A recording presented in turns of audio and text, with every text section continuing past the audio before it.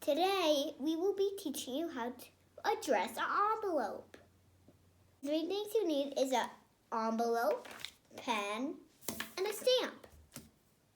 The return address goes in the top left corner.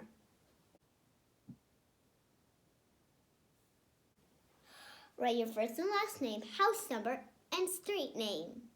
Then, your city, state, and zip code. The mailing address is the person who you're mailing the letter to.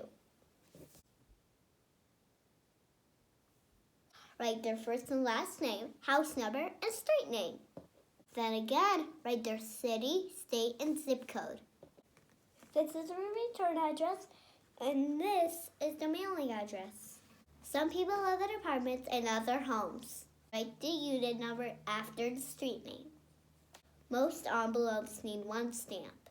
For heavy mail, you need a few stamps. This is correct postage what pays for the mail. To learn about mailing, we read this book. Send It by Don Carter. I hope you learned a lot. Happy mailing!